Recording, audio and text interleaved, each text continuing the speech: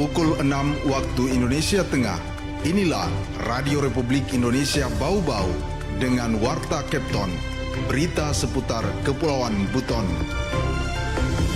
Soalnya di jam pelajaran selama bulan Ramadan ini dikurangi 10 menit sesuai dengan SK Menteri gitu ya. Jadi yang dikonsumsi nanti, yang diantarpulaukan nanti untuk Idul Adha, Idul Fitri nanti dipastikan harus zat-zat yang sehat. Selamat pagi, dari kawasan Limbolio kami sampaikan pokok-pokok berita. Dinas Pendidikan dan Kebudayaan Kota Bau-Bau memastikan pembelajaran di sekolah selama Ramadan akan diisi dengan kegiatan keagamaan. Dinas Pertanian Buton Tengah, Sulawesi Tenggara saat ini memasifkan pemberian vaksin PMK selama bulan Ramadan. Inilah Warta Kepton Pagi, selengkapnya hari ini Rabu 5 Maret 2025 bersama saya Waode Sabaria.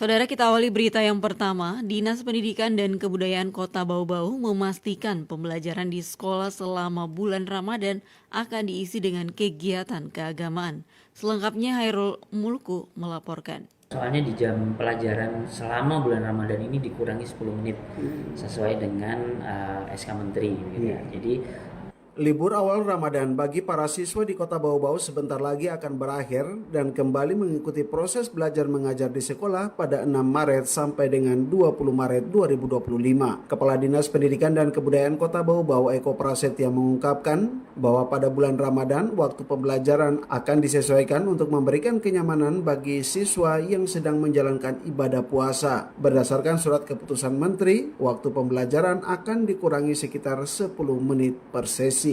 Jam belajar yang lebih singkat ini diharapkan bisa memberi ruang bagi siswa untuk beristirahat dan melaksanakan kegiatan ibadah seperti tadarusan atau pesantren kilat setelah pulang sekolah. soalnya di jam pelajaran selama bulan Ramadan ini dikurangi 10 menit sesuai dengan SK Menteri gitu ya. Jadi bisa jadi kalau kita hitung sederhana, kasar itu jam 11 itu sudah pada pulang. Jam 11 siang sudah pada pulang, yang kemudian setelah jam itu bisa kita isi dengan kegiatan-kegiatan keagamaan. Biasa tadi salah satunya adalah mau pesantren kilat boleh, mau tadarusan boleh, mau kajian boleh, begitu. Mengisi dengan kegiatan yang bermanfaat.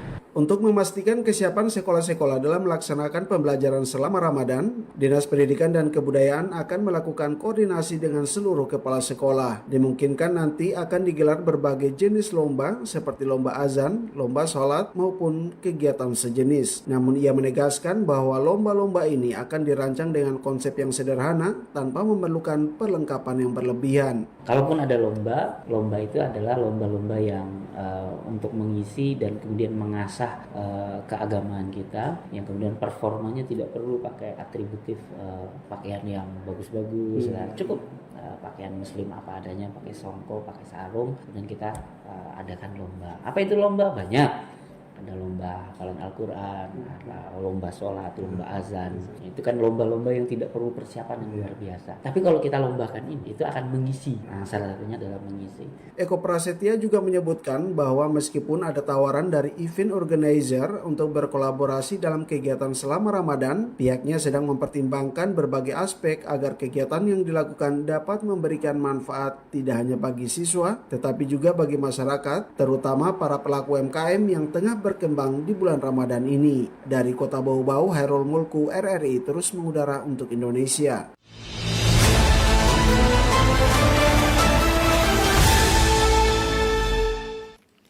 Baik, pendengar, kita ke berita berikutnya. Dinas Pertanian Buton Tengah, Sulawesi Tenggara saat ini memasifkan pemberian vaksin PMK selama bulan Ramadan. Selengkapnya Waode Nur Liani melaporkan.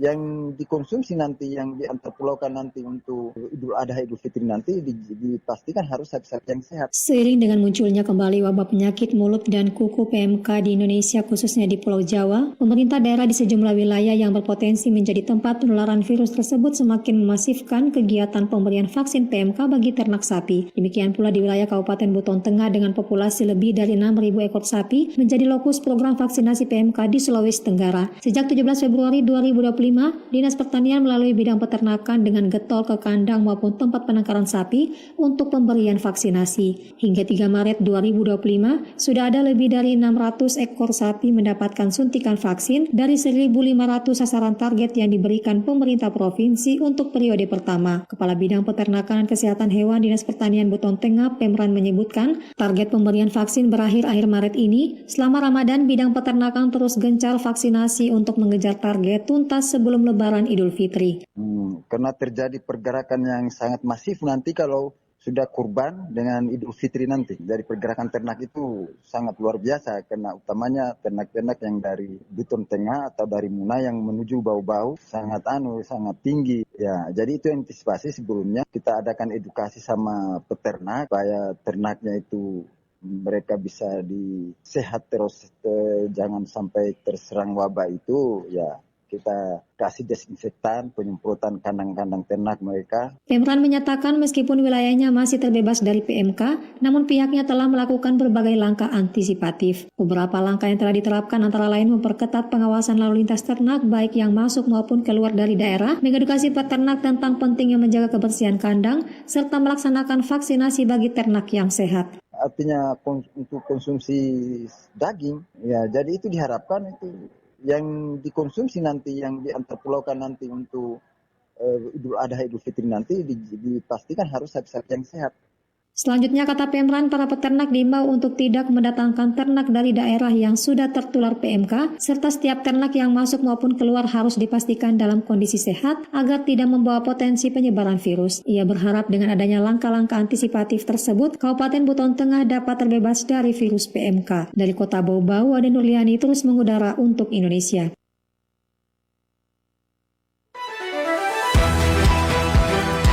Anda sedang mendengarkan Warta Kepton, berita seputar Kepulauan Buton. Ya baik pendengar, masih di Warta Kepton pagi dan kita ke berita lainnya. Kedatangan Wali Kota Bau-Bau Yusran Fahim bersama Wakil Wali Kota Bau-Bau Ode Hamsina Bolu di rumah jabatan atau rujak Wali Kota pada Selasa sore diselimuti suasana penuh kehangatan dan kebahagiaan. Ini menjadi momen bersejarah saat wali kota dan wakil wali kota memasuki rujak setelah sebelumnya resmi dilantik oleh Presiden RI dan mengikuti red di Akmil Magelang. Setibanya di gerbang rujak, keduanya disambut dengan tarian serta lantunan sholawat yang mengalun merdu menciptakan suasana penuh kebahagiaan. Penyambutan resmi dipimpin oleh PLH Sekda Bau-Bau Abdul Karim yang didampingi oleh staf ahli, para asisten kepala bagian Kabak dan para kepala organisasi perangkat daerah Kota Bau-Bau. Sesampainya di rujak, wali kota dan wakil wali kota Bau-Bau pun disambut dengan penuh hikmat oleh perangkat Masjid Agung Keraton. Ini adalah bagian dari prosesi memasuki rumah jabatan yang memiliki makna simbolis sebagai awal dari tanggung jawab besar yang akan diemban oleh keduanya dalam memimpin kota Bau-Bau. Setelah prosesi penyambutan, acara dilanjutkan dengan buka puasa bersama. Momen kebersamaan ini semakin mempererat hubungan antara pemimpin dan masyarakat, menciptakan atmosfer saling menghormati dan berdoa bersama. Acara dilanjutkan dengan sholat maghrib berjamaah yang diikuti oleh seluruh yang hadir. Menutup rangkaian acara, menikmati makan malam bersama. Dalam sambutannya, Wali Kota Bau-Bau Yusran Fahim menyampaikan ucapan terima kasih kepada seluruh masyarakat Kota Bau-Bau.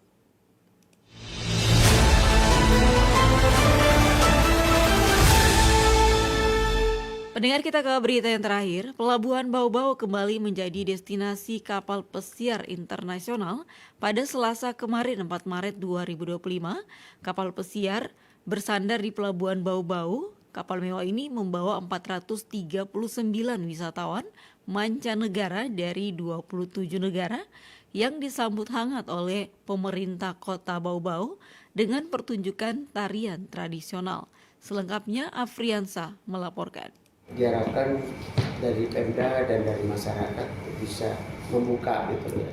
Pelabuhan Bau-Bau kembali menjadi destinasi kapal pesiar internasional. Pada hari Selasa 4 Maret 2025, kapal pesiar Seabourn Quest bersandar di Pelabuhan Bau-Bau sekitar pukul 8 pagi waktu Indonesia Tengah setelah berlayar dari Bali. Kapal mewah ini membawa 439 wisatawan mancanegara dari 27 negara yang disambut hangat oleh pemerintah Kota Bau-Bau dengan pertunjukan tarian tradisional. PT Pelni selaku agen kapal pesiar Seabourn Quest memastikan pelayanan terbaik bagi kapal dan para wisatawan. Mereka menangani berbagai aspek layanan termasuk pengurusan izin sandar serta administrasi lainnya guna menjamin kelancaran operasional kapal selama berada di Indonesia, khususnya di Bau-Bau.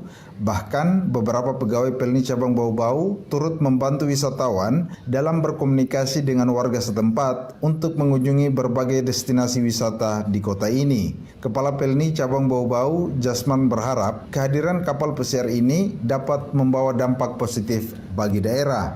Diharapkan dari Pemda dan dari masyarakat bisa membuka gitu ya, supaya kapal itu tidak 1-2 kali datang ke sini lagi, kita bisa lancar dan memberikan rasa aman juga kepada para turis.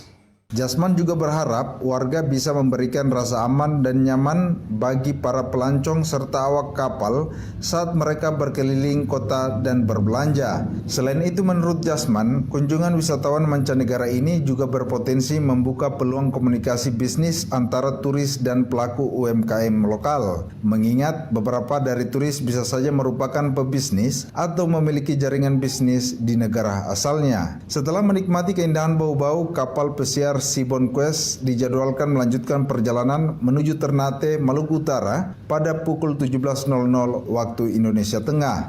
Kunjungan kapal pesiar ini menjadi bukti bahwa Bau-Bau semakin dilirik sebagai destinasi wisata internasional. Diharapkan kehadiran wisatawan asing ini bisa mendorong pertumbuhan sektor pariwisata dan ekonomi lokal di masa mendatang. Reporter RRI Bau-Bau, Afriansa, melaporkan.